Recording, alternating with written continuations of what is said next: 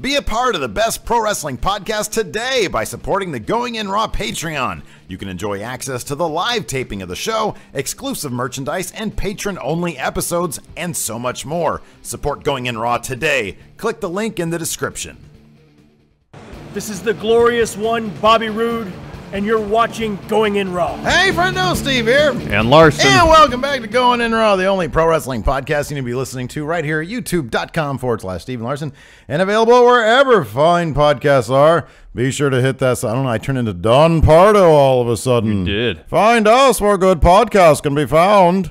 Yeah, if you want to help support Going In Raw, there's a number of ways you can do that. First and foremost, the freest and easiest way to do it is if you hop on your little podcast app, whichever one you use, leave us a rating or a review. It really helps boost the profile of the show. It actually does a lot of good for Going In Raw. If you have a couple extra bucks to kick around, you want something in return, like a cool Going In Raw care package. I don't know, I'm going to start showing off that comic book. I don't have any. Yeah, there's none handy. Anyways, yeah, we've got a bunch of reward tiers over at patreon.com/Steven Larson. We've got about 45 people watching right now this podcast as a live stream. We do a pre-show, we do a post-show. We give away, this one here is going to our friendo Sam Brunker. I'm not going to show the address, but look at this. Samantha won these two cards, autographed cards of Carlito and Mr. Perfect. Autographed by us. Correct, not by the actual wrestlers. And so because she won chat trivia last week, yes, or the week before, and so I have right here the cards for chat trivia this week. Whoa, right here. Which patron will be? That's $5 a month. You get access to 3 of our live streams. Correct. Yeah, it's good stuff. Anyways, we're also available on Pro Wrestling Tees, prowrestlingtees.com/Going In Raw. I was going to wear my Mecha Santa shirt to show that off, but then I remember one of our great friendos sent. That's a good shirt. I love this Eastern Championship. I wore the I'm Sean, you're Marty shirt the other day. Yep. That was sent along with that, and it's very comfortable, high quality garments. Those shirts are. Look for the I'm Sean, you're Marty shirt on an upcoming episode of Going In Raw. I love it. I'm wearing Kenny Omega today. You're wearing Kenny today. Yeah, it's on the top of my clean clothes pile. Quick trivia question for you. All right. What popular wrestling federation did Eastern Championship Wrestling eventually become? XPW. Very good. XPW is the correct answer. Anyways. Can we just keep on talking about absolutely nothing instead of talking about SmackDown? It was not a good show. I joke. I'm not joking. It was not a good show. Okay, no, it actually kind of was. In my opinion, it kind of was. In a vacuum, the idea of just doing the U.S. title tournament all in one show, I kind of like. No, I appreciate that. The crowd got to see something that they didn't expect to see. It felt like that was decided right before the show started. That's definitely true. There was an exceptional amount of filler in the show. Yes. There was one very long match that opened the show, which usually I'm enormously in favor for. However, this match involved Jinder Mahal, who is not a bad wrestler. Yeah. But he's not the most captivating wrestler in terms of his in-ring performance. And I don't know if you want to dedicate 22 minutes to a match featuring him. Xavier Woods is great. Yeah. But the story they were telling was Jinder dominating Xavier Woods for 22 minutes, however long it ended up being. Yeah. And it just wasn't a captivating, engrossing way to start the show. The match itself was not all that great. I love how it started. Yeah. Where Jinder just kicked Xavier right in the face. Yeah. But then from there on out, I mean, that set the tone that Jinder was going to have the upper hand. I guess we might as well leap right into this. But I don't know. It was just 20 minutes of watching Xavier Woods get beat up. So, yeah, on paper, there's a couple things going on here. And like I said, from my point of view, in a vacuum, SmackDown was okay. Theoretically, if you look at it on paper, it's fine. Yeah. But as a viewing experience, it really wasn't that great. And here's the larger issue. So last week, we unfortunately had to do a SmackDown recap that largely was negative because what we were presented was not good. No. It was confusing. It was a mess. Some people on Twitter, I know we got at least one response from a friendo on Twitter saying, hey, you guys should, be patient, the Daniel Bryan stuff. Well, my thing is, if I'm watching an episode of I've said before with wrestling, I'll wait and see. I'm kind of interested to see where it's going to go. Yeah, I don't know where it's going to go. I have the same approach too. Right, exactly. With Jason Jordan, I'm finally turning around being like, okay, this is actually really entertaining. Where at first when he was doing the annoying guy, I was just annoyed with him. I liken it to the Rushmore thing. I've said this to you for years now. I can't really get into the movie Rushmore because the character, like the lead character, That's what you have to do. Is so annoying. You have to watch that movie once a year, and then in 5 to 6 years, you'll get it. And here's the thing also, is that I've seen that movie a couple times since then, and it has, I do get past that a little bit, you know? So what you're saying is actually kind of true. With Jason Jordan, I think he's just finding what he's supposed to be doing, and now for me he's reached a point where it's entertaining. With conversely over on SmackDown, it either they don't know what they're doing or they're just doing it badly with Daniel Bryan, because I'm not interested. I'm just kind of like bugged by the conflicting motivations that are just all over the map. It don't make sense. What we said last week was that there's zero captivating stories going on in SmackDown right now. Yeah. And here's the thing that's about carried over to this week. Even with this title tournament concluding at the end of the show, it pretty much went how we expected it to go. Yeah. There was zero surprise to it. It gives me this week with SmackDown, and there's a part of me that's okay with this. But it's kind of obvious that they might be reconsidering whatever it is they were doing and decided, look, we need a week we need extra time to figure this out. Yeah. Because there was no Nakamura. There was no Orton besides the iPhone promo stuff. There was very little AJ. There was basically zero of the Daniel Bryan, Shane McMahon stuff. That's their A story. And they just sat ringside for the main event. Right, exactly. And the commentary team made it seem like it was a huge deal. They were getting along and sitting in the same room essentially together. Yeah. So I don't know. I was looking for any cue that there was some sort of advancement in that story, even in their little cameo appearances, and there was nothing. I firmly believe that they are simply they're figuring this out, which isn't bad because it means that they understand that the direction they're headed in is not a good one. Yeah. I mean, come on, talk about a gimmick match, a handicap match for the WWE Championship at the Royal Rumble. That does a disservice to so much. That should be a SmackDown main event, not at the Royal Rumble. I know. I mean, I don't know, man. I just think it's funny, too, because I see all the stuff with Sami Zayn and Becky Lynch, and it's so charming. I know. Everything's so good. All the promo stuff for Mixed Match Challenge has been great. People aren't confined or restricted by whatever character is given to them on Raw or SmackDown. Right. They're just kind of more free to be themselves. Right. And all the little promo bits come off is so charming. And it's a bummer that they don't get to do that kind of stuff on Raw or SmackDown. I got to thinking about this last night. I was trying to think, where was the pivot point, the fulcrum, where SmackDown was good to it not being so good. And it's when they interjected Shane McMahon to that AJ Styles, Kevin Owens feud over the summer. Yeah. That's really the tipping point, I feel like. Because beginning of this year, end of last year, for the most part, SmackDown was firing on all cylinders. Yeah, was putting on week in, week out the best show between Raw and SmackDown. Yeah, and then over the summer there was a huge shift. Raw was catching up, and by the time early fall hit, Raw week in, week out was the better of the two shows. Yeah, and now SmackDown is, I don't know what's going on. Yeah, it's not good. It started with that annoying botched finish with Kevin Owens and AJ Styles, where he's like, look. We were sitting there thinking, wow, AJ Styles, Kevin Owens, what a great... They had 3 matches, and none of them were near the type of match we know for sure these two could put on, because they started interjecting all this weird crap. Now, I don't know if that finish was a botch finish, and we never got a definitive answer through all the dirt sheets. You know, the dirt sheets will have like different sort of varying ideas of what happened, but eventually they'll all, you know, coalesce into one firm answer as to what happened. Yeah. We got that with Vince McMahon's the headbutt, where, okay, so was it the hard way? Did he cut? Did he, you know, what was it? A combination of the two? And eventually, everybody sort of coalesced around this idea. Okay, so it seems like he cut himself in advance. He glued it, but also just didn't tell anybody. Yeah, exactly. Yeah. So like, there eventually was a firm answer, and you never know exactly if it's completely true or not, or if it's complete BS. But generally speaking, the evidence lines up for whatever you know resolution there is. I have, and so that botch finish with AJ and KO, I'm sorry I took the long route there, but that botch finish, we still have no idea what happened, if that was supposed to happen that way or if it wasn't, but they never course corrected properly. And then there was the, you know, I think the first one was that finish where AJ got caught in the apron. It's like, okay, that's fine. It sets up the next one. Then there was the botch finish. And then there was the third match, and I forget what that was. That was at SummerSlam with Shane as the ref. Oh, yeah, and there you go. Shane is the ref, exactly. And then that match just served not to further the feud between Kevin Owens and AJ, but to further the feud between Kevin Owens and Shane. Yeah. Yeah. Which led to Hell in a Cell, which was led to where we are now. Yeah, and Hell in a Cell was actually a good turning point, or it could have served as a good turning point because you had, Sami Zayn just helped out Kevin Owens. Now things are kind of interesting.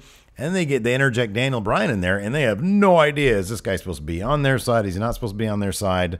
Like, who's the heel, who's I know. the face? I think they're aiming for complexity. And we've said this ad nauseum. I feel like they're aiming for complexity, but it's just convoluted and confusing. Yeah. And I know we'll wait and see how things play out, and in 2 months, or at WrestleMania, when I'm assuming this whole thing will conclude, we can look back and say, oh, okay, this is what they were doing the whole time. But right now, it's not indicative of any clear direction. Well, I think we can look back probably by the time Mania hits, we can look back and say, well, this is what they were trying to do. This is where they course corrected, because it's obvious that what their initial thought wasn't going to work. Because whatever story they were trying to tell, if that story had a sense of urgency, which it should, because the Rumble is a week away, basically, coming up on a week away. There should be a sense of urgency to that story. This week is vital airtime for that story, and they didn't have it. I know there's no Owens, no Zayn. They just had a video package, recapping the feud. Yeah. So with that being said, on paper, in theory, giving the crowd and giving the TV audience kind of, a swerve that we didn't see coming, where, hey, let's just finish this U.S. title tournament tonight. I kind of like that. I'm okay with it. You're right, that first match, but you're right. There was a lot of filler. There was a lot of stuff that, we'll just go through bit by bit. You didn't like that opening match. I was okay with it. I get your point about it, though. I get your, it was a long match. It would have been. I just feel like it was a one-dimensional story. Jinder dominating the match. Yeah, that's it. Yeah. If there was dimension to it, if there was more back and forth, it would have been more interesting. But you know why I like that, though? I understand how it sets up for the main event. And by the time the main event came around, I understood. Okay, I get why they booked that match that way. But it's also not dude. If Xavier Woods is not supposed to be a singles competitor at this point, in my opinion, on par with Jinder, who's just coming off of a 6-month reign as WWE champion. I understand that as well. I like him being dominant because he's a former champion. I understand that. It's not this immediate D push. The storytelling aspects, I understand. The entertainment factor just wasn't there for me. The entertainment factor wasn't there for me necessarily either. I just like on paper Jinder being dominant. Again, I just like Jinder. Even the opening State of the Union type thing with the podium, I thought fell flat. Where the New Day usually doesn't fall flat. And I don't think it's them getting stale. I just think some things hit and some things don't. So yes, was the entertainment value there? Maybe not. Maybe not. Next up we had Jinder won with a claws. Thank you. Next up we had Baron Corbin on his iPhone. They did a lot of okay, dude, maybe we should. It felt like they said at the live event previous to the Smackdown the Monday night before, they just went backstage and told everybody to shoot something on their iPhones. I know.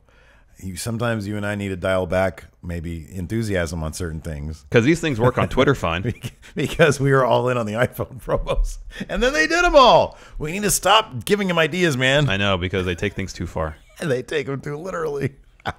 Just because we say we like iPhone stuff. Because evidently we're the gatekeepers now. It seems that way. We're the Dolph Ziggler of WB now. Right, exactly. Just because we say we like Mojo Rawley's iPhone thing. Because they do that kind of stuff with...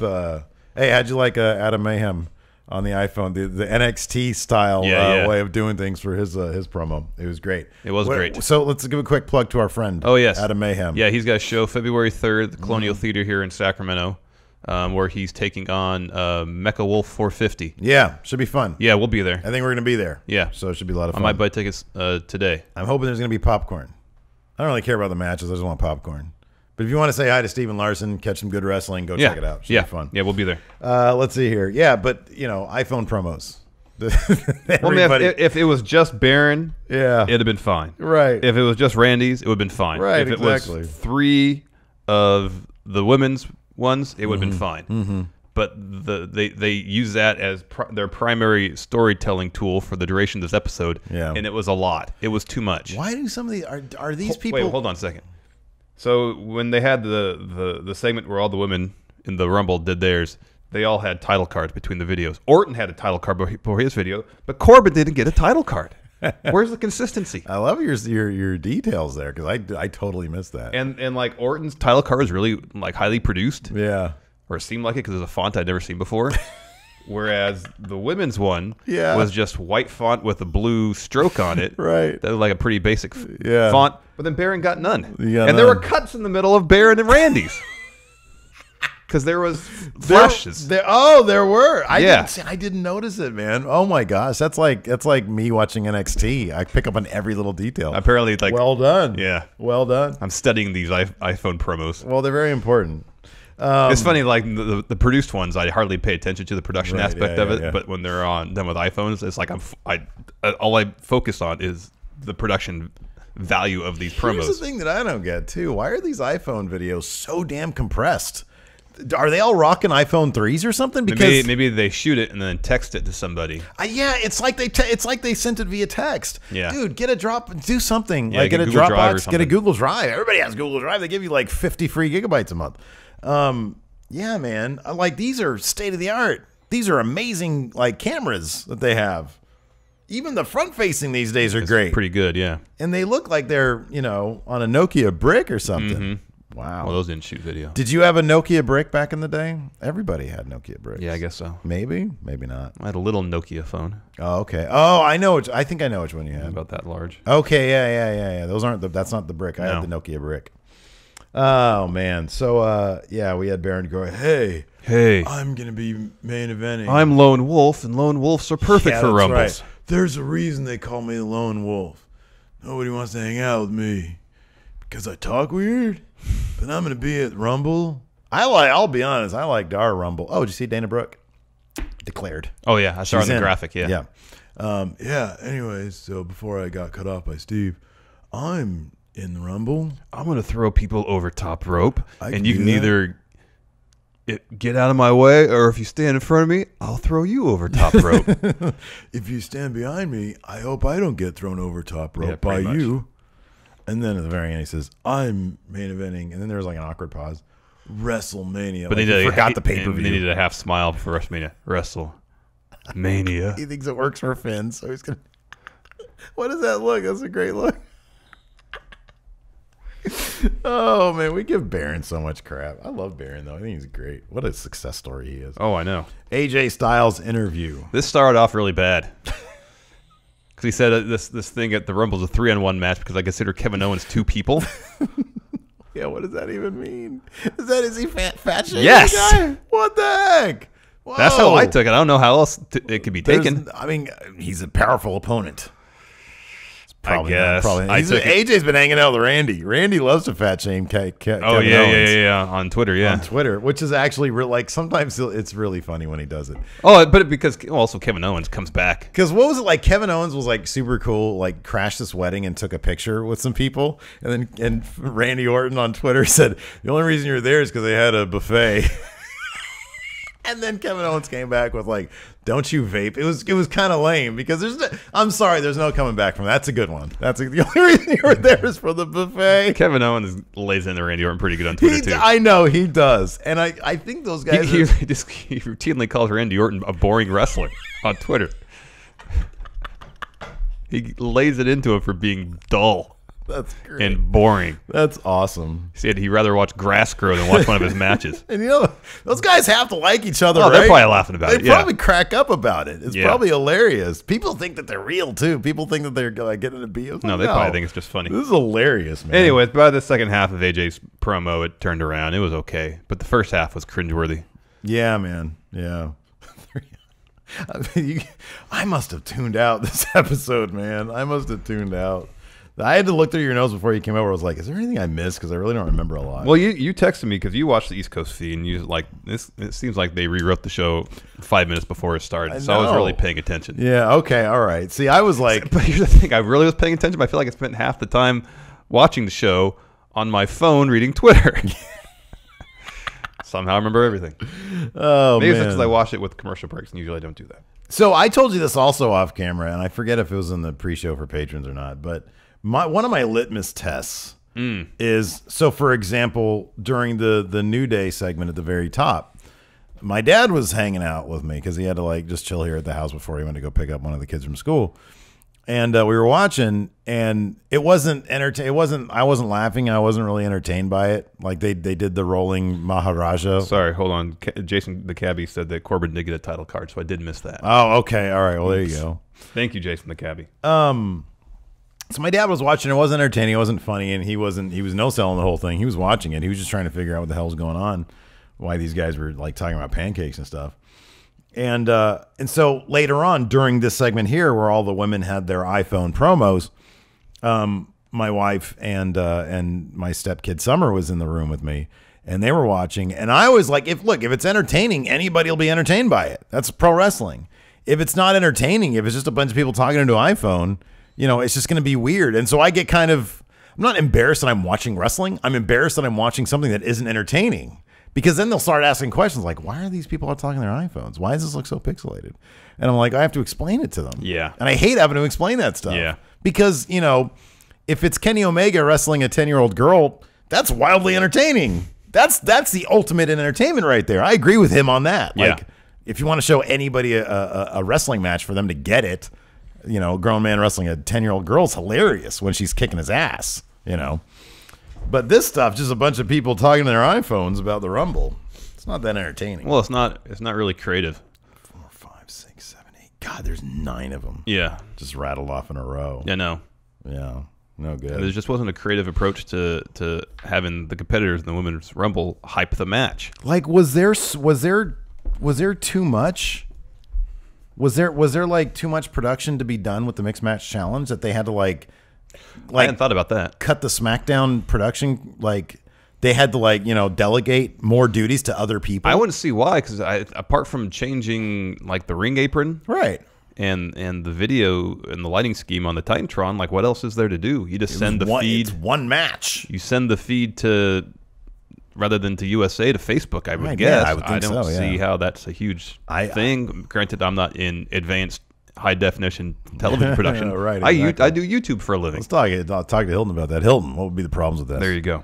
He'd spell out for us. There you go. But anyways, yeah, it just wasn't a creative approach to hype it up a match. I mean, we're not sitting here complaining about what we complained about last week, where they did the HD version where they just sit down in front of a stable TV.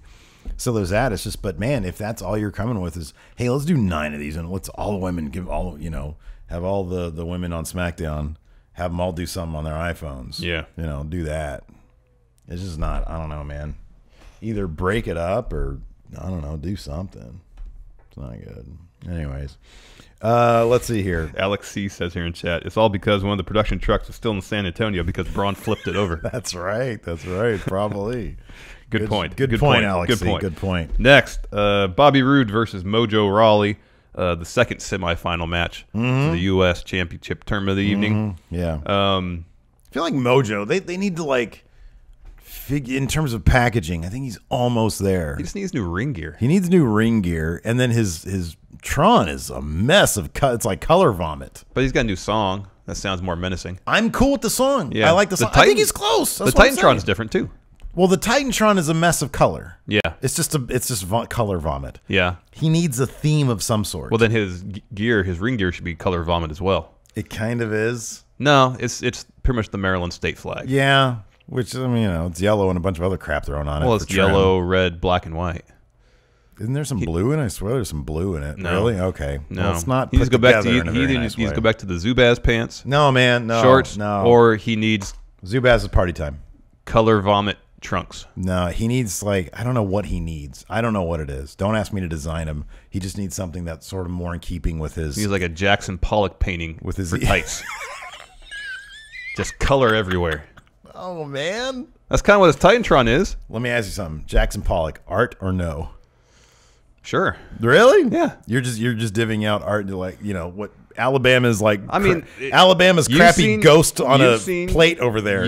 Art or no? Let me finish my thought. You've seen the movie Pollock, yes? Yeah. There was a method behind what he did. There was purpose behind it, and for that reason, yeah, I'd say that's art. You might not appreciate it aesthetically. There's purpose behind that. Yeah. Freaking. So that's art over there. Yeah. You're just doling out art to anybody.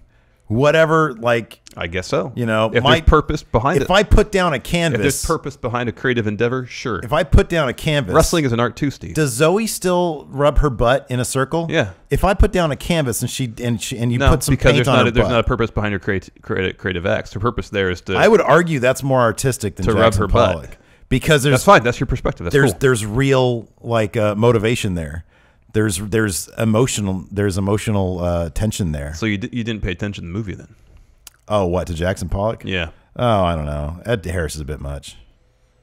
Have you ever listened to the commentary on it? No. You should. Ed Harris is great. He's a national treasure. I love Ed Harris, but because there's one scene towards the beginning where like Pollock is at a train station or something, I think. Yeah, yeah. There's like a bunch of extras in the background, and like he stops mid sentence and says, "Look at that extra back there, just doing too much." Wow. Anyways, I like Mojo Rawley, man, and I like this match. I like Mojo. He's intense. I love his finish. He just runs and punches a guy. You know, there's nothing wrong with that. No, and this is a decent match. It's told a story where Mojo was going after Bobby Roode's midsection, specifically his ribs, which again, but factor in later on. Yeah, play a role in the main event. So for a storytelling aspect, it was fine. Mojo's kind of got that, or I feel like I don't know if he's consciously doing it, but it reminds me of Tama Tonga, the way he moves around the ring. It's not as graceful as Tama Tonga. Yeah. But I feel like he's kind of doing. I mean, Mojo's is more obviously influenced by his football history. Yeah, he's an evil football player. Yeah, I love it. But the fact that the way he kind of moves around the ring, kind of like stalks his opponents, it kind of reminds me of Tama Tonga a bit. Yeah, I can see that. Yeah. Anyways, Bobby Roode went over. Glorious DDT. He was able to avoid the running forearm against the ropes. Yeah. Got a glorious DDT right after he got the 3 count. The Singh brothers came out and attacked him. Jinder came out, dropped the promo. And Bobby Roode said, well, why wait till next week? Let's have this match tonight. Yeah. And Jinder, thinking he was still WWE champion, said, we'll do this on my time when I'm ready for it. It's like, you don't get to call the shots here. Right. Jinder. So Daniel Bryan comes out with no music, no fanfare whatsoever. Yeah. He's just standing behind Jinder and says, nope, match is happening tonight. Yeah. He says, that's a great idea. We'll do it tonight. Yes. He didn't go that far. Yeah. I was expecting him to say, that's it. That's it. Can we get like a Daniel Bryan shirt? That's it. I know. If he does that a couple more times, we'll just make one our own. Yes. That's it. Get the maroon shirt, that font they use for the yes, yes. There you go. Yeah. Perfect. Next, Randy Orton iPhone promo. He was obviously in the ring before a live event started. Right, exactly. Because he turned his selfie stick around and there was the barricade for the live event. That was the greatest, like towards at the very end, like when he finished talking and he went like this to show the ring and then they cut. Why did he do this? No, he had a line after he swung the camera around. When he was in the ring, he had a line after that? After he swung the camera around. I thought it cut. Well, he had a line, then it cut. Okay. Because he swung it around, said something, and then it cut. Oh, I thought he said something, swung it around, and you see the inside of the ring, and then it cut without a line there. Oh, okay. I could be wrong, though. No. I just thought it was really awkward, because I thought, here's the thing, I thought there was going to be a punctuating thought there, and then it just cut. It's very possible that me, with my attention deficit disorder. Did you think Randy Orton wrote his promo himself? It was relatively well written, I thought. I think that I actually kind of think that they all did themselves, did their own stuff. Yeah, which is a step in the right direction. I could be completely wrong about that. I mean, maybe it's just the amateurish quality of the iPhone makes it feel more organic, homemade. Yes, homemade. Which, hey, that's a good idea. Yeah, it's just when you rattle off 9 in a row. Yeah, no, especially when the women maybe got 2 sentences each, and they were a lot of them were fairly formulaic. Yeah, and then Orton comes out with some like analogy or metaphor to start his thing off. I'm like, oh, okay. This is like downright Shakespearean for WWE. Yeah. Let me ask you something. What do you like better? When the Shield? So when the Shield first did their promos, they would like simulate a handheld cam, like they would simulate, but it was obviously like a real camera. Yeah. Or do you like the real iPhone? I think I prefer the real iPhone. Yeah, me too. Because you always know that it's not real. Yeah. And it's not real. What's better than not real? Real is always preferable, Steve. If you got a choice between not real and real, you always go with real. Yeah, absolutely. Absolutely. Let's see here. Next. I mean, see, here's the thing. This is a bad episode of SmackDown, but it's fun to make fun of. Yeah, next. 6 women tag action. Charlotte, Becky Lynch, and Naomi against the Riot Squad. Mm-hmm. How many 6-woman tag matches have we had involving the Riot Squad since they've debuted? What exactly is Charlotte going to do with the Rumble? At least anyways? a dozen? Yeah. Oh, I know. It's wait. They have no clue what they're doing with the Riot Squad. They have no idea what they're doing with the women's division on SmackDown. How long is the Riot Squad? Which really had bums that? me out. So, yeah, I know. How long is that? I know. They just think, oh, we got a women's Rumble coming up. So we're not going to do anything until the women's Rumble. There's no storylines going to the... That's kind of the thing that we've been talking about, especially on Raw, because we think that Asuka's going to win. Asuka and Nia Jax, or maybe Becky Lynch might win. And that's assuming Ronda's not in it. Is that we feel like Asuka... There hasn't been much storyline set up because Asuka is expected to win. If she doesn't win, it's going to be a disappointment. Yeah, it's going to feel like a huge letdown. It's going to feel like a huge letdown because there hasn't been any stories that have been set up. There's no like big underdog story going on SmackDown. No one has momentum. Right, yeah. Nobody has momentum. Yeah. I mean, really, the only... Even on the men's side. Yeah, I know. No one, except Roman Reigns, no one has momentum. Yeah. There's no momentum. Yeah. Maybe Finn. Finn has some momentum. Oh, Finn has momentum. Even with that loss to Seth. Oh, he I has think momentum. I He think has momentum. him being the victim of the first curb stomp in 3 years absolutely gives him all sorts of great momentum and motivation. Mm-hmm. Ooh. Real. I love that you're so on board with Finn these days, man. We got to sit here and watch some old Prince Devitt promos All right. where he's like a freaking terrorist guy. Scary, man. Yeah, no. Scary. Liv Morgan pinned Naomi after hitting her finisher. It's like a one-knee code breaker. Yeah. But Ruby Riott kicked Naomi in the head, setting up the finisher. Good for them. Next, Usos interview. Yeah, apparently one of them Usos got arrested for a Dewey. That's what they used to call it back in the day. A DUI, yeah. Got myself a Dewey again. It's not good. It's like $8,000 you got to pay now. I've never had a Dewey, thank goodness. Nor have I. It's terrifying. Yeah, so they did not talk about the Dewey. No. So that's good. Do you think the Dewey is gonna? I can't remember the last time somebody got arrested for DUI. I was on PW Insider, and they reached out to WWE for a statement, and their response was pretty much, Jey Uso is responsible for his own personal business. Okay, I'm paraphrasing. That's the gist of it. So they're not going to. Is that what they're going to say when Roman Reigns gets Punish him. busted in this whole steroid thing? No, that's a much larger deal. That's not just his personal business. No, I don't think so. Because that affects the competitive nature of their endeavor. You're right, man. I think you're right. It doesn't look good for the company. Can't be involved in a big steroid scandal. No.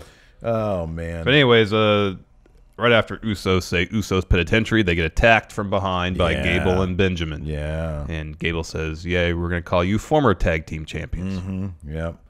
I think I don't know if the DUI changes the plans at all for Gable and Benjamin. I kind of feel like it doesn't, and that Gable and Benjamin are probably on pace to win these titles anyways. Yeah.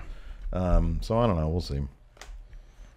Next, we had a Nakamura iPhone promo. Yeah. It is what it is. Yeah. You know, it's iPhone promo. And then our main event. I kind of feel like are they trying to ruin the iPhone promo for us? Is this out of spite towards going in Raw? It could be. Yeah. Every decent idea. You like these? How about we'll give them all that you want? Maybe every decent idea we propose, they do, but they do it too much or do it poorly. Yeah. It's like, hey, look, you thought it'd work? It didn't work. What do you guys know? Nothing. You guys know. Main event, Jinder Mahal versus Bobby Roode. Bobby Roode enters the match with compromised ribs. Yeah. So Jinder attacks. But, I mean, he doesn't have rib tape on. Are they really compromised? That's a good point. I didn't think about that. Come on. Put on some rib tape, I man. know. You have plenty of time. You've seen. You know who DDP is. This match had a much clearer story, a much more captivating story. Yeah.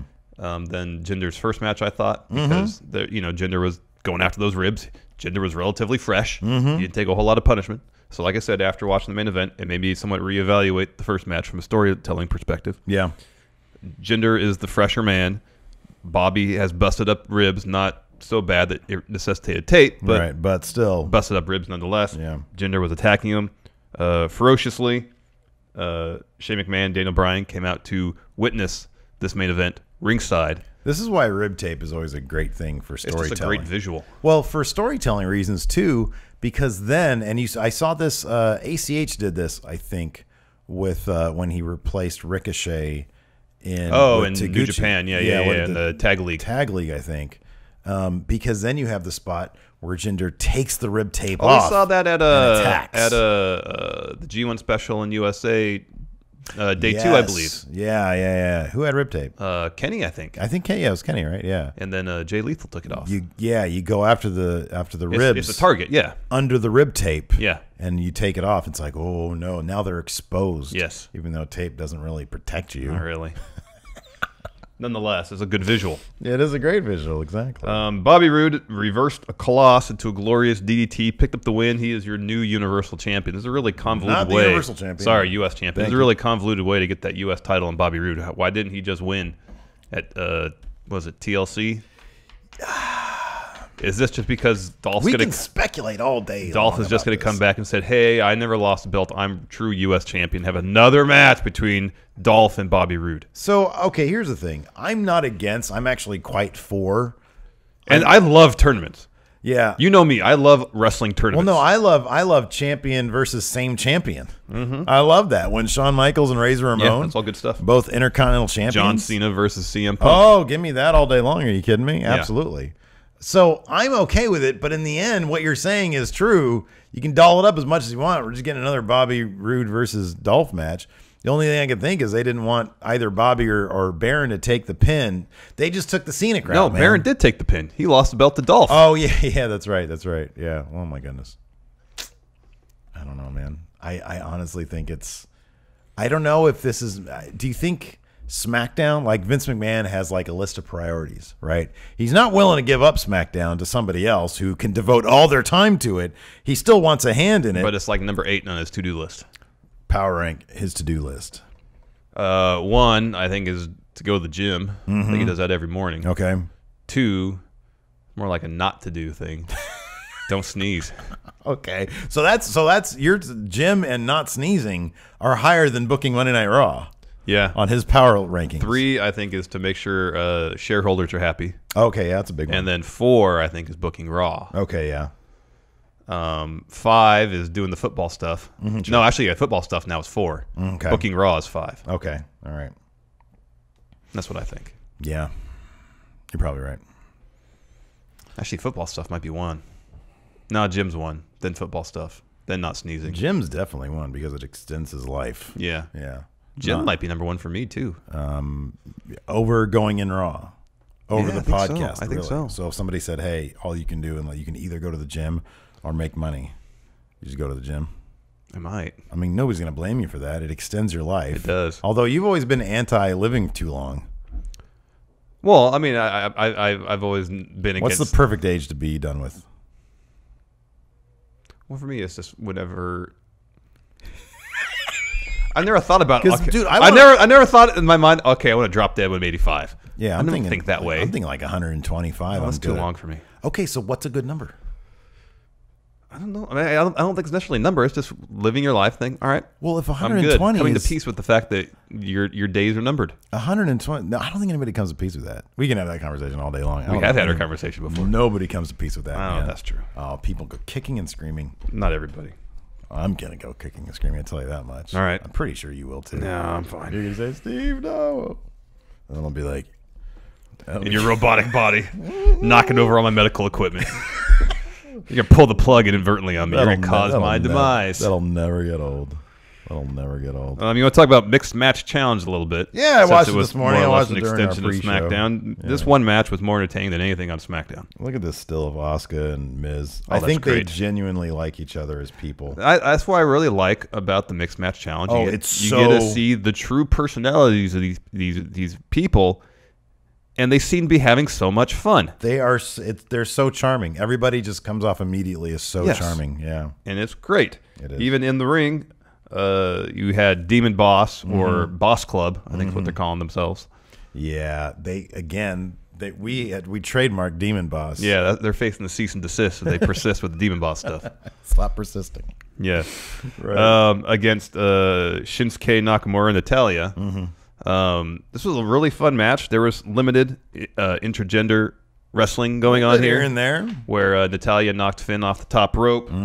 Sasha, I believe, broke up a pin. Yeah. She tried to jump on. Shinsuke caught her doing something, like literally caught her. She's doing a suicide dive. Yeah, suicide dive. He caught her. He, very gingerly placed her on the apron and then gave her the old Shinsuke, hand treatment. And then Sasha jumped off, did a crossbody off the apron. Shinsuke got out of the way, and Natalya ate that. Yeah, but even that, like, you could tell, I could tell definitively with Finn and Sasha, and to a degree Natalya.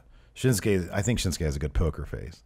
But they all wanted to crack. Well, I don't want to crack up, but it had a very house show feel to it. Like they were just out there having fun, and half the time they had like half smile. It was like watching an old Emma match. Yeah, like just had a smile on the face the whole time. So yeah, it was fun. Natalya tapped out to the bank statement. Demon Boss advances. Yes, and then next week it is Ms. Asuka versus, I don't remember, but whoever wins that match will be Demon Boss's opponents in several weeks. I think. So your bracket immediately was like busted up. Yeah, I know. Yeah, I didn't even bother with the bracket. I just said in the end it's going to be Alexa Braun. Although then after the fact, after we recorded the podcast yesterday, I was thinking to myself, wait a second. Would the fact that they're Connor's cure, that they're fighting for Connor's cure, mean that they're not going to win? Because it's kind of a WWE charity? Because it's a WWE charity? Could be. And people should be like, you're just giving money to yourself. Yeah, that would probably not be the best PR move. Probably not.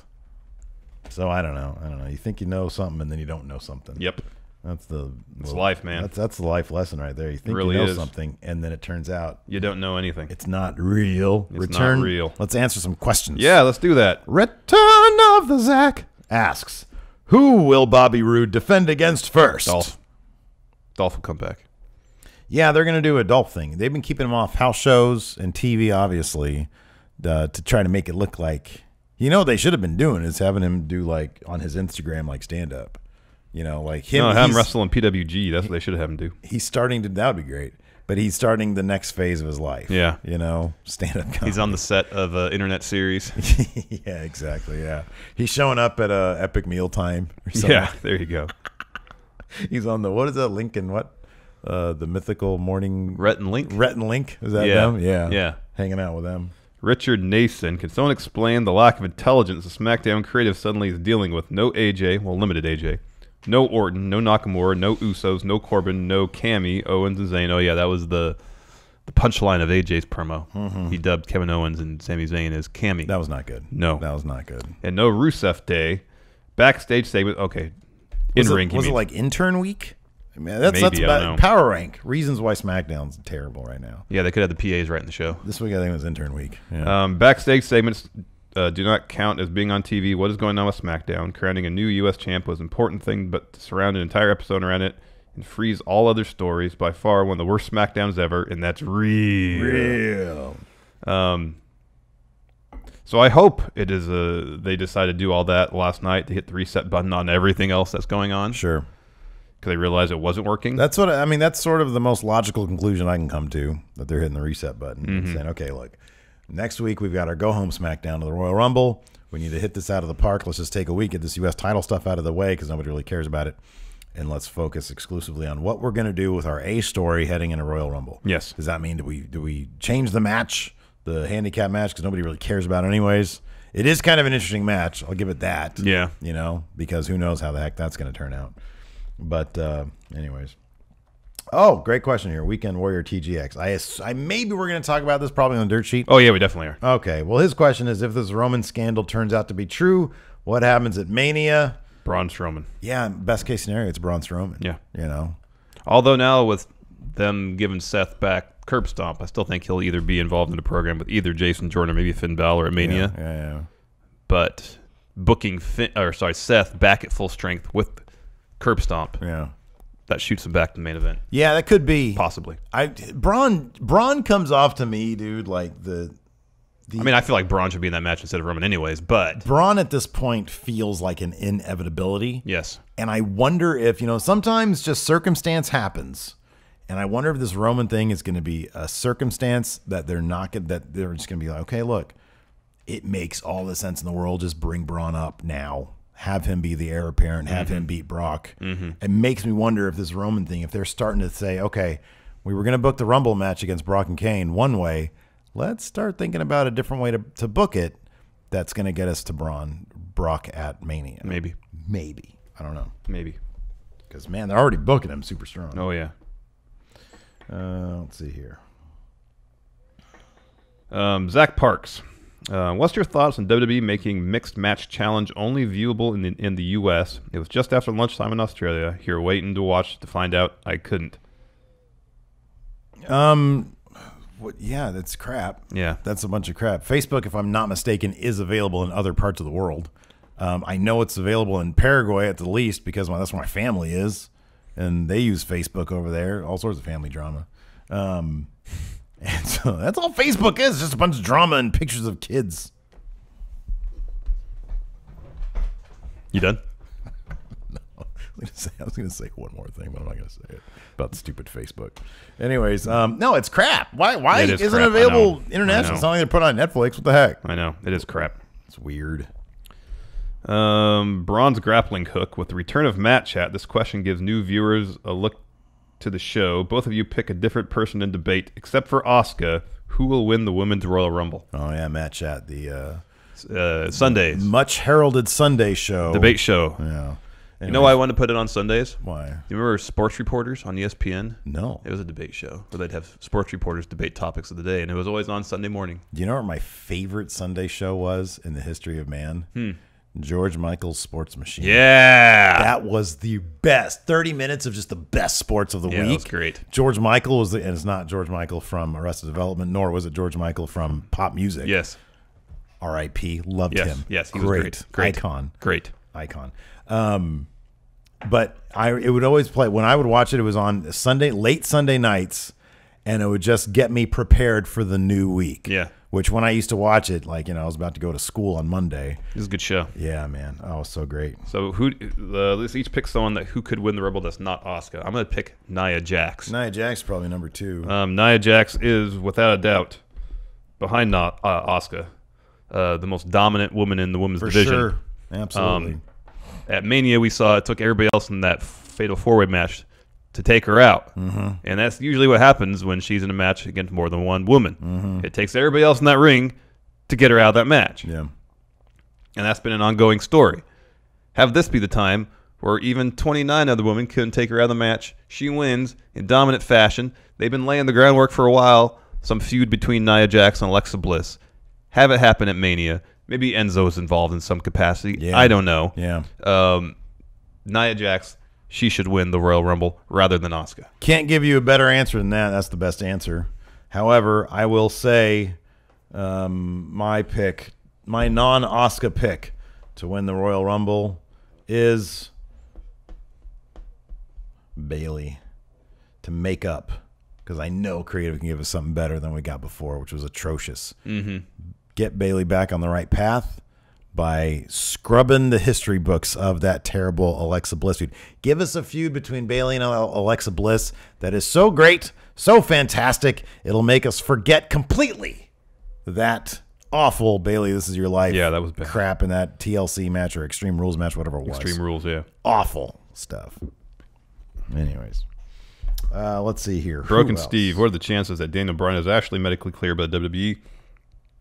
But they're just keeping a classified secret until the Royal Rumble. No, not a and chance. if so, does he win it? Not a chance. No. Because if he was cleared, we'd be seeing if he was cleared, they would have a clear, concise story that writes itself leading from now all the way through the Rumble, through WrestleMania. We would be seeing it play out on the biggest stage of them all. I mean, we'd be seeing that big time. This is great. Tommy T. have. Hey, friendo. So I've been listening to you since the first episode of Going in Raw, back when both of you agreed that you didn't want to see AJ Styles anywhere near the WWE.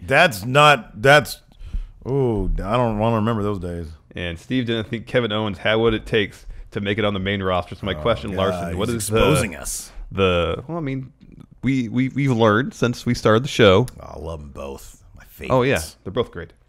What is the biggest change of opinion in anything wrestling related that Steve has had since Going in Raw started? And what is something that stayed the same and Steve did the same to Larson? The Kevin Owens thing is a major one because remember when he got called up, you were worried about his physique and how it'd play against people like Brock Lesnar. Yeah, which still, I mean, against Brock Lesnar, it's not like he's had a ton of success, but then that could be said about everybody. Yeah, I know. So, I mean, it's not necessarily a physique-based thing. It's not a Kevin Owens exclusive thing. You know? But I think Kevin Owens was kind of one of the first people brought from NXT that didn't have the prototypical body that Vince likes. Sure. And since then, we've seen a lot of other people brought into NXT and soon to be brought up that are, aren't exactly chiseled and extremely muscular, and I think that's great. We want to see wrestlers of all shapes and sizes. Correct. We want diversity in our wrestlers. Yes, absolutely. And I think that's a great thing. I would say like and it's not even that drastic of a change, but I'm very glad that you've come around to such a degree on Finn Balor.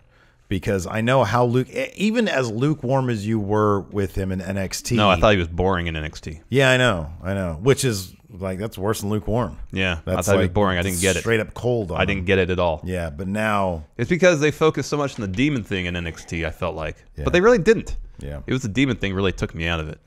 I think, like for me, I'm still not into the demon thing. Yeah. I don't think there's a whole lot of substance to it. Yeah, man. I want substance. Really? I'm happy we both came around to the AJ Styles. Oh, that was because look, dude, here's the thing. Like we didn't even start watching New Japan until like a year ago, And so there was no like all I knew was he's a guy from TNA, and even then I wasn't really that aware of like how good he was in TNA. So, And I think also too is around that time he was he had injured a couple people got injured. Yeah, we heard like the reputation of the Styles Clash. Yeah. Hey. And we were worried that it was just an unsafe move. Who'd have thought? Back then we did the show monthly. Now we do the show daily. A lot of times back then we wouldn't even watch Smackdown. You learn stuff. Yeah. You get better at your job. Yes, we've learned a lot doing the show. We never said we were authorities. We were nowhere close to the wrestling observer himself in terms of our knowledge of wrestling. We're learning just like a lot of people are out there. One day we might amount to No, we're never going to be. We're never going to have the width and breadth of knowledge of the wrestling observer himself. I don't think anybody in human history going forward will ever have the breadth of knowledge that Dave Meltzer has of professional wrestling. He's been the wrestling observer for what, 30 years?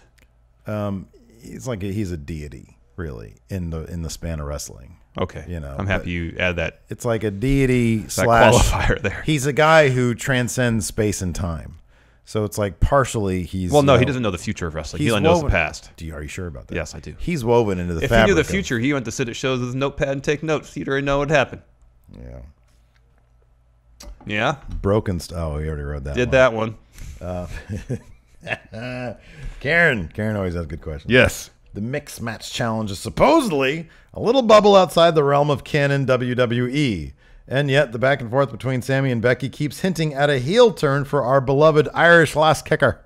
Should the MMC be considered WWE canon? Yeah. And would Becky benefit from a heel turn? Yeah, yes. I would kind of want to see like WWE shift their canon to exclusively Mixed Match Challenge canon. Or at least, let people like do stuff that show their true personality and their actual charisma as they do on Mixed Match Challenge versus the stilted, boring, scripted promos they're forced to do on Raw and SmackDown. Yeah, and now the weird iPhone promos that they're forced to do. I think a heel Becky would be great because I really want a prolonged Becky versus Charlotte feud, especially for the belt at Mania. That's got to be. I think that'd be great. Is that a new record for us, being all in on something one week and being all out on that same thing the next week? What?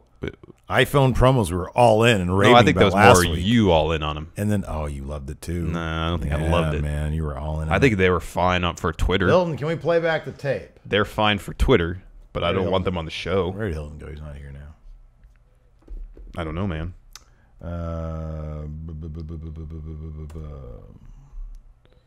Nate Morris. Hey, friendos, do you find it weird that Paige's doctors told her not to wrestle and WWE let her wrestle, but Daniel Bryan's doctors told him he could wrestle, but the WWE won't let him? I don't find it weird because the one man, again, transcending space and time, Dr. Joseph Maroon, is the mysterious, enigmatic Dr. Joseph Maroon. You enter his lair, and he gives you a once-over, looks into your soul. You are not fit to wrestle, Daniel Bryan. It's kind of like a mind meld, huh? Yeah. I'm not going to touch your face. Thank you. Paige, You are fit to wrestle. You're cleared. You know, nobody knows what diagnosis, what he uses. I feel it's a supernatural ability he has. Oh, you haven't seen the season finale of Black Mirror?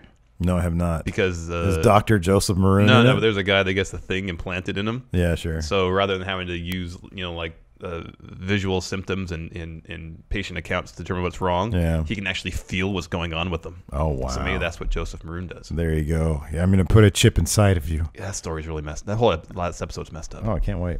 I'm going to put this in your anal cavity, Daniel Bryan. You want to do trivia now? You'll find mild discomfort. Oh, my goodness. I think once I've started talking about anal cavities, the show is pretty much done. So we got to do trivia and then get out of here. Attitude Era first. Attitude Era first. I'll start. What superstar did John Cena defeat in match 1 of a best of 5 series for the United States Championship at SummerSlam 2004? What superstar did John Cena defeat in match 1 of a best of 5 series for the United States Championship at SummerSlam 2004? Was it Big Show? No. Booker T. Oh, okay. Don't put a finger up.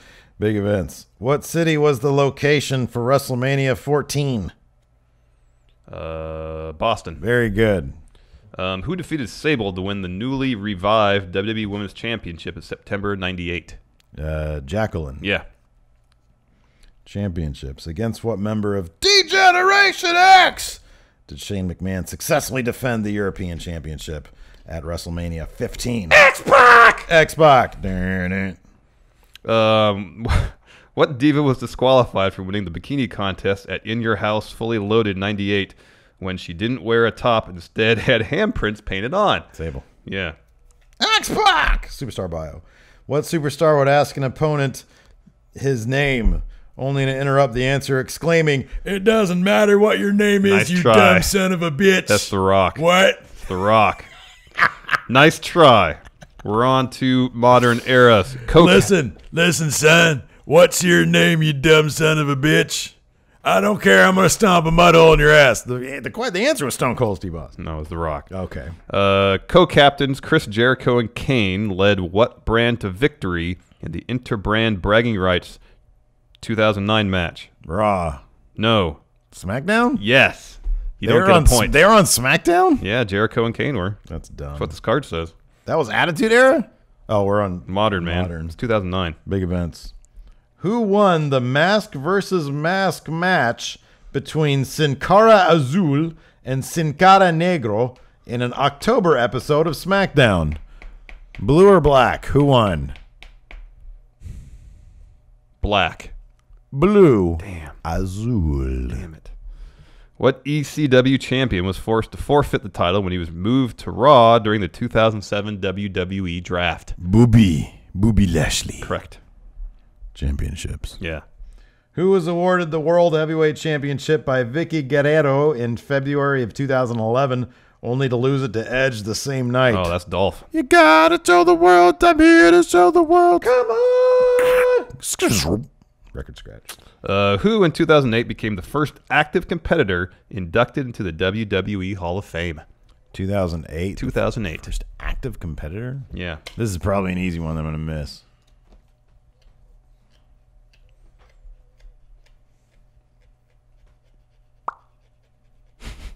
In my head, I just thought John Cena. 3 years removed from winning his first world title. 2008? Yeah. Was it Shawn Michaels? No. Was it Shawn Michaels? No. Ric Flair. Yep. Damn it! I knew that. Woo. Superstar bio. What do the initials of the former... Oh, let's see if you know this. What does MVP stand for? Montavious. Oh, what does the V stand for? Last one's Porter. Well, you're already wrong. It's Montel Vontavious Porter. Oh. All right. Vontavious, that's good. 3-4. Oh, you get one. You get one. Uno.